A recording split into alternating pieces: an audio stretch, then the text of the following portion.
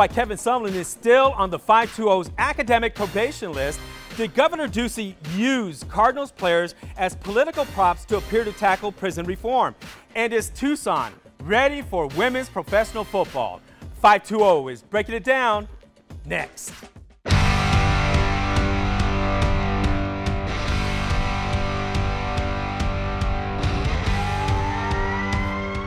Hey, thanks for joining us. Welcome to the 520. I'm Steve Nunez. I'm Artie Mata the Fourth. Thanks for joining us.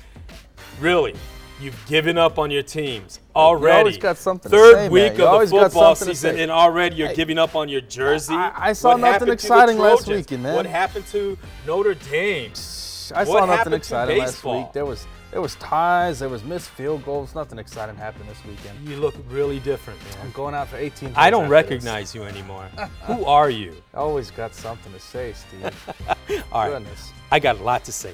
Check this out. Arizona doubled up Southern Utah 62-31, but is the glass half full or half empty on grading Kevin Sumlin's coaching performance after getting his first win? Well, Khalil Tate looked great in the second half. The one-time Heisman hopeful passed for 349 yards and 5 touchdowns with 0. Let me repeat that, 0 interceptions.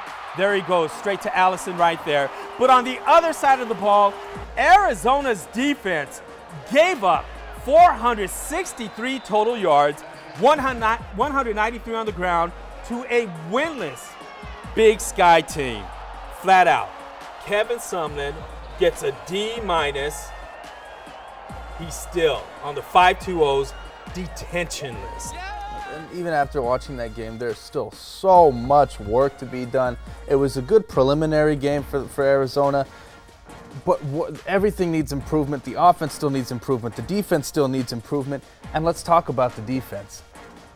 Let's talk about the defense and how much they look like just Swiss cheese out on the football field. Absolutely pathetic. Their biggest kryptonite, I think, right now is there's too much focus on penetration in the box. There's not enough assignments being played against BYU and Houston. It showed you can get away with doing that against Southern Utah. You know, I never thought Arizona's defense would be this bad in week 3 of a season with 9 returning starters. No pass rush.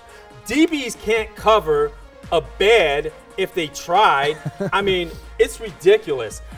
Southern Utah, a Big Sky team, was able to convert 15 of 30 first downs on 3rd and 4th down plays. When does that happen? How the heck were they able to complete 27 of 44 passes for 6.1 yards per pass? How the heck were they able to control time of possession 37 minutes to Arizona's 22? And I get it, in the second half, Arizona scored fast. But look at the defense, man. They could not get off the field. They're not reliable. It looks like, to me, it looks like Marcel Yates is putting too much focus on trying to be an evil genius, and he's not generating assignments for the defense. Nobody has a job out there. The top, and that is with Kevin Sumlin. He's got to take control. He has to do something. I mean, he came in as Mr. Big SEC coach at Texas A&M, where they play defense and tough football. I'm not seeing any of that right now. Well, maybe it's just hard for Kevin Sumlin to sort of lay down the law with Marcel Yates. He's the returning veteran of the coaching staff. The kids love him. They look up to him. Maybe there's a little bit of friction between the two of them. All right. Well, no matter how we put it, Arizona's going to have to step up on defense. Let's take a look at who they're up against next. First they better play some defense against Oregon State. Arizona opens Pac-12 play against the Beavers. The Cats have identical records at 1-2 with the Beavers. It's day drinking in Corvallis. Kickoff is at 1 o'clock. The game will air on the Pac-12 network. Take a look at our predictions. Of course, I'm going to go with Arizona, but just by a field goal. 41-38. I really think the Beavers are going to come back late. Arizona's going to take an early lead, but the Beavers are definitely going to come back late. And I'm calling a small shootout in the Northwest, but I got to take the Kitty Cats once again. I'm going 38-31. Lots of high scoring in the second half. I'd say 10-3 at the first half. Really quick, keys to the win. Keys to the win: stop focusing on penetration. Stop trying to act like a tornado in the box for the defense. Generate assignments. Give everyone one job and one focus every play. And DB, stop the 2 wide receivers, Isaiah Hodgins and Timmy Hernandez. Both had 100-yard passing games last week. Let's hope we can see it. In the loss against Nevada. Let's hope we can see it. All right, did Governor Doug Ducey use Arizona Cardinals players as a political prop to discuss criminal justice and prison reform and then tweet about it? Well, Cardinals President Michael Bidwill promised players, including Antoine Bethea, Corey Peters, and Trey Boston, he'd set up a meeting to establish dialogue with top lawmakers as a way to thank them for not kneeling during the national anthem. But there you have it. There we have it. The governor apparently did not get the memo, went out and tweeted those pictures right there immediately following that meeting. In the words of my comrade across from me, flat out BS is what I'm gonna call it. The man Doug Ducey, add pathetic to it, because the man Doug Ducey has been running a campaign since he got elected. That's all he's doing is campaigning, using these players as his pawns. Guys like Trey Boston, Antoine Bethea, they don't care about recognition. They believe what they believe. They don't need a pat on the back for it. Why does Doug Ducey need to generate these pawns into his game? Good for dialogue. Obviously, if you don't want NFL players to kneel, then listen to them, let them have a seat at the table, create discussion. Trey Boston, his mother worked in law enforcement for 20 years. But at the end of the day, not a damn thing came out of this meeting, not a damn policy change, not even a proposal came out of this meeting. And you know what? Again, it goes back to Ducey using these stunts as political campaign opportunities, because guess what? His opponent, gubernatorial opponent, Democratic gubernatorial opponent, I might add, David Garcia, they're neck and neck. And that's what this damn meeting was all about. I agree. And here's proof. Speaking of prison reform, a new report is blasting Arizona's swelling prison population that's costing taxpayers $1.1 billion. So if Governor Ducey is really sincere about enacting prison reform, why isn't he and other lawmakers taking action?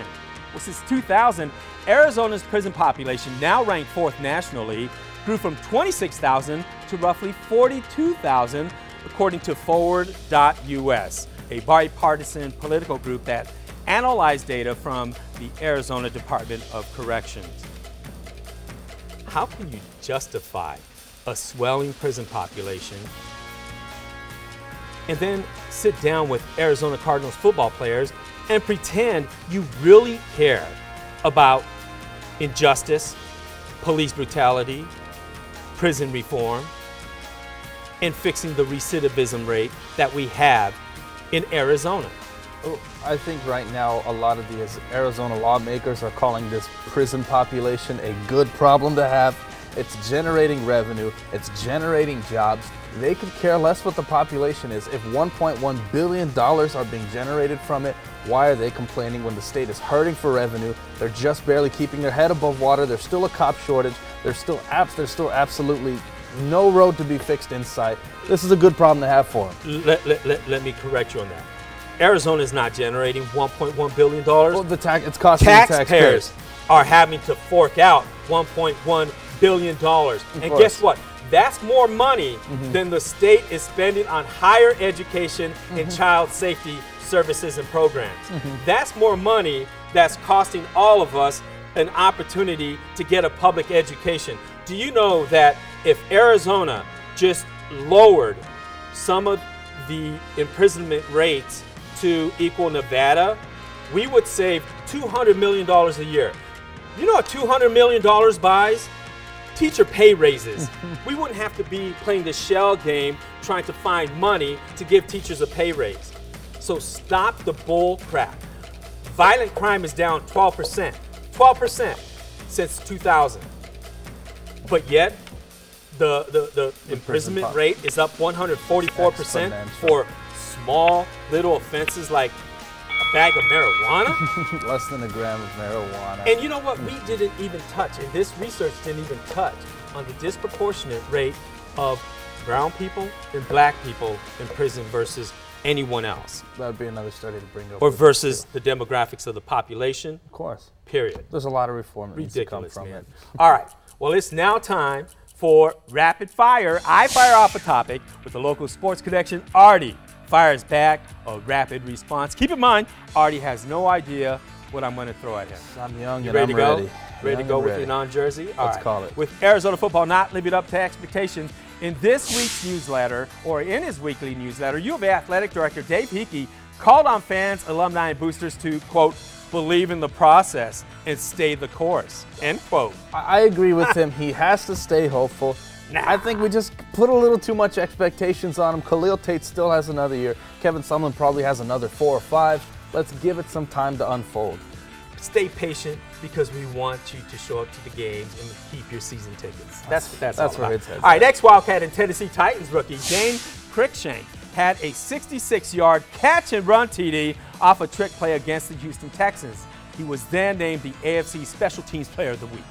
Unbelievable. I don't see why the university isn't tweeting about this. They got the other kids Thank a you. yearboard, Thank you. a billboard. Thank you. Give him his recognition, man. I agree. I agree on that one. Should Sean Miller get credit for his recruiting dominance for landing 5-star point guard Nico Mannion, who chose Arizona over Villanova, UCLA, and Duke? And what I know about Nico Mannion is he's got a lot of personality, and we know that Sean Miller is not good at maintaining personality in a locker room. So this might come up and bite him in the behind. And he's got later. a lot of upside. Hopefully, maybe a Final Four in him. All right, did ex-Wildcat Kobe Simmons make the worst decision ever, besides leaving school early, to sign a 1-year contract with the Cleveland Cavaliers, a team already loaded with point guards? They're already loaded with point guards, but they run it by committee, so I think that might be a good fit for Cleveland. Wanted to pay him a good amount of money. He's wanted in Cleveland. I think that's a good fit for him. All right, why is no one, and I mean no one, talking about the U of A women's soccer team on a roll and cracking the top 25 rankings, sitting at 7-1 right now? Because they don't care. It's football season, and Dave Hickey is still just trying to generate revenue with season ticket sales. He's not going to talk about the UA women's soccer team. You know what? I'm going to say this. We have some time. I took my daughter to U of A's first soccer game. How was it? You know what? There were at least, I want to say, close to 1,000 fans in the stands, but It's a big concert. we dropped like I think it was $22 for us to get in. You know what? Arizona needs to pay attention to that, because it's not like they're not making some money off the U of A women's soccer. But I was really impressed with the fan base. And I mean, everyone was wearing U of A scarves. I mean, I love my U of A scarf, and I'm bringing it back. I'm bringing it back, yeah. I just got Those are my people, nasal baby. cavity cleared. Other than that, I mean, the soccer populations here in Tucson, I agree with you. They should do something with it. All right. Is Tucson ready and willing to support women's football? Let's be honest, a lot of men do not want to embrace women playing football. Not my opinion, just stating a fact, but like it or not, women's professional football is coming to Tucson. Tryouts to play for the Tucson Rage are on Saturday, September the 28th. What say you on this? After the success of the Roadrunners, it looks like the city is doing anything and everything to just generate another sports attraction. They liked what they saw, and now they're just trying to repeat it. They're trying to catch lightning twice. And I just don't think there's anything to be excited about here. You're going to go there, huh? And that's the thing, is I don't think the city can handle an arena football team. The city of Phoenix can barely handle the Mercury. When you say there's not anything to be excited about, is that the play on the field because it involves women? No, I just don't think that the city's going to care about a women's football league. They barely care about the hockey. They're not going to care about arena football. Phoenix barely cares about the Mercury. I don't see any longevity in this. Wow. You chauvinist. You don't like, you are the biggest football fan. Now all of a sudden you don't like football. I'm probably going to catch a game. I'm probably going to catch a game. If you're asking me, Can they last in the city of Tucson? The answer is, I don't even think it'll be 5 years. It's I will say this. Zeppelin. Let's just hope that if they do make it in Tucson, that they inspire young girls like Male Vasquez from Nogales High School, who's a kicker. Love the fact that we'll take it. Maybe, hopefully, she has a dream now. And if it creates opportunity, I'm all for it. Yeah. Well, we'll see. It's a big challenge, no doubt. All right. Of course. I challenged you on that one. I like it. Way to come back on that. All right, let's switch gears and jump right into Do We Care? As you know, we love to tackle community issues and not just sports and ask ourselves, do we care? I'll get started. When Arizona Governor Doug Ducey created the Border Strike Force, he promised 24/7 patrol along highways near the border. 3 years later and $82 million, it still hasn't happened. Do we care? Yes, we have to care about this one. We talked about his campaign antics, and now he's not holding himself accountable to those claims he made during his campaign, and his entire following was just based off of fear from the border, and now it's evident that it's not a priority to him. So when is this going to be discussed? All right, well, the strike force recently busted about $10 million worth of meth and opioids on the highways within the last couple of weeks. So good for them. The problem is when Ducey politicizes the strike force as opposed to really embracing the fact that it can be successful. That's my problem with Ducey. Too simple. A Chinese company that is developing self-driving big rig trucks in Tucson plans to add over 500 jobs here over the next 2 years. 500 jobs. Do we care? Engineers, of course we care on this one. And yes and no. 500 jobs, engineers, technicians, good paying jobs. Where I don't care and my concern about this is a big rig self-driving vehicle, a 20,000-pound bullet on the highway. Not a fan of it. Don't want it. And I'm on the flip side of you, Steve. I am a fan of this thing. This thing is going to have longevity in the city of Tucson. It's going to generate a good surplus in the economy and in the community. I think it'll last. I don't. Well, Zipcar claims at least 30 customers have already rented its ride-sharing car in the first 2 weeks after the city's test pilot program went into effect. Zipcar is part of the city's Go Green initiative. Do we care? No, we don't. I mean, when you think this thing's going to bust, saying 30 people over 2 weeks seems like a good number, but that's not. It's not. It's going to blow up. I don't care. It's one car that's part of this test pilot program. I want to see SunTran and Sunlink fixed first. Of course. The Arizona Board of Regents is expected to approve the University of Arizona's purchase of residential property for $625,000 to expand Banner UMC. $625,000 to buy a house? Are you kidding me? So much for not having enough money for the athletic program, so much for raising tuition rates. And what about Banner UMC? So much for Obamacare killing hospitals, right? So much for it, and I tell you what, that's why the city is panicking, and there's such a sense of urgency for the lack of student housing, and it's because of reasons like this how they keep tearing down historic buildings to make new housing. All right. Well, you've heard the phrase, "Oh no, you didn't." Well, here at the 520, we're not afraid to tell it like it is with, "Oh, yes, we did." Comedian D.L. Hughley said, quote, "When black people are murdered by police, they kill you twice. First they kill you, then they kill your character," end quote. I don't think any of you can challenge this argument, at least in the following case involving Botham Jean. He was the unarmed black man who was shot and killed in his own home by an off-duty Dallas police officer. Officer Amber Geiger lived below Jean. She claims she thought it was her apartment when she knocked on John's door, shouting, "Open the door." When he did, she claims he didn't obey her command, so she shot and killed him. Following the shooting, a judge authorized a search warrant that allowed police to go on a fishing expedition to look for all kinds of evidence. Oh my God, they found marijuana. Just the evidence needed by the Fox News affiliate in Dallas to flip the narrative, assassinate Jean's character to justify his killing in his own home by an off-duty police officer. will there ever, and argue this fact, will there ever be a day that an unarmed black man will become a victim for once after getting shot and killed in his own frickin' home? It's tough to say, and it's tough to disagree with that. I don't think that day is soon. And the problem with every single one of these instances is there hasn't been one single police officer to sit back and critique their peers. There hasn't been a single instance where a police officer has said, maybe they mishandled this just a little bit. You and I will critique our peers, you and I critique ourselves, and these police officers can't seem to do it to their coworkers. I agree with you. You hit the nail right on the head.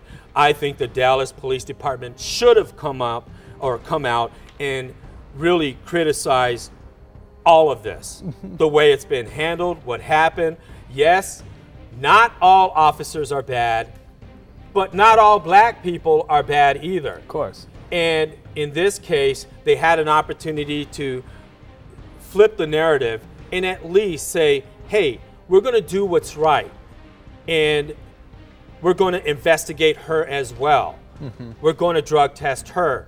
We're going to be fair in all of this. And guess what? All lives matter. Not just police officers, not just Black Lives Matter, but all lives matter. And this, I think, would create a more positive dialogue so that people do sit at the table and come to solutions so that the divisiveness ends and the lack of trust against police officers ends. This did not help the cause. It didn't help anybody's cause. And I will say, just in conclusion, there's absolutely nothing in this circumstance. Of course, everything's case by case. There's nothing you can say that will justify Amber Guygen's misconception and her mistake. A gentleman was killed, an innocent gentleman was killed in his own home. All right, well said. We'll be talking about this a lot more in the coming weeks. Cool? All right, man. Before we go, take a look at the video clip of the week. Talk about hops, jumping hops, not beer hops. Wildcats hoopster Brandon Randolph showed off his 46.5-inch vertical leap this week. Impressive, don't you think? I just hope we could see it on the court come real time. I agree. Last year, he only averaged as a freshman 3.7 points. I hope that hops right there gives him the ability to score at least 15 points a game. And to get rebounds. And get some wins for the Cats. I mean, guide the Wildcats to the Final Four. Help Sean Miller out. Yeah, just give us something. Give Steve some stress relief. He's going bald out here. I see more scalp every day. All right, well, that does it for this episode of the 520. Our goal is to tell it like it is because it's all about giving voice to opinions, even if you don't agree. Be sure to follow the 520 on Facebook and on Twitter at the 520 Tucson. And if you have a topic you want us to cover, send us an email at the520@KVOA.com. I'm Steve Nunez. I'm Marty Mata IV. Join us next week on the 520. Go Wildcats, baby.